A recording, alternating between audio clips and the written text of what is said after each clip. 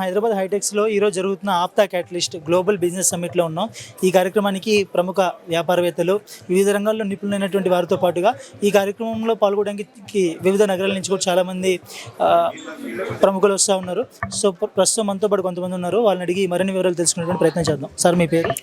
Acre Ramesh. Ramesh గారు, ఎక్కడి నుంచి వచ్చారు ఈ ప్రోగ్రామ్కి? మేము దిల్సునర్కి వెళ్ళి వచ్చినాము. అది నిజంగా ఇక్కడికి వచ్చిన తర్వాత ఆప్టా ఇంత మంది ఇండస్ట్రియలిస్టులకు వాళ్ళకు బిజినెస్ డెవలప్మెంట్ కొరకు వాళ్ళు అది చేస్తున్నారు. చాలా బాగుంది.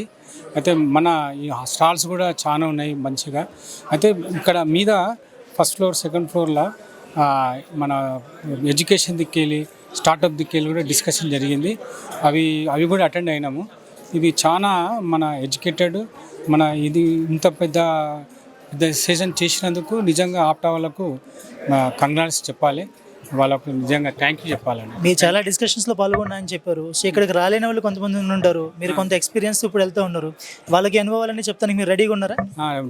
స్టార్టప్స్ దిక్కెళ్ళి చెప్పారండి బాగా. స్టార్టప్స్ ఎట్లా అంటే స్టార్ట్ చేసినప్పుడు మంచి రాజశేఖర్ అని ఒక సీసీటీవీ కెమెరాస్ ప్రొడ్యూస్ చేసిండంట. ఆయన పాకిస్తాన్, బంగ్లాదేశ్ బార్డర్లో కూడా పెట్టిండంట.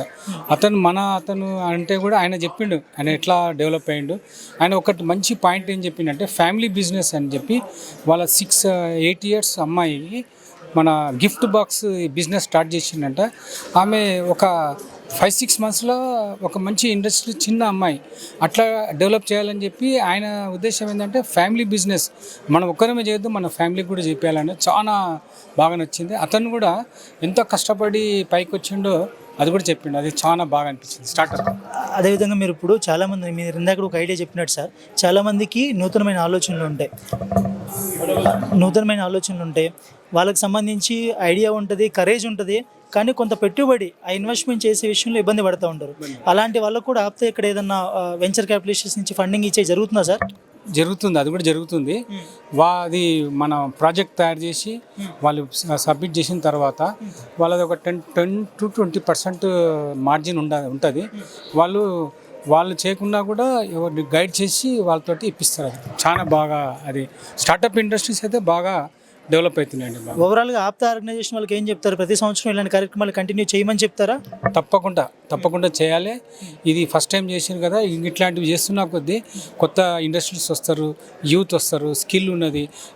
ఒక 4-5 ప్రోగ్రామ్స్ నడుస్తున్నాయి. ఒక జాలనేమో ఎడ్యుకేషన్, ఒక జాలనేమో ఇండస్ట్రీ స్టార్టప్ది, ఒక జాలనేమో ఉమెన్స్ది. చాలా బాగుంది. అట్లాంటివి కూడా ఎవ్రీ ఇయర్ చేయాలి. చాలా బాగుంటుంది. మేము చాలా హ్యాపీ ఫీల్ అయినాము. Thank you sir.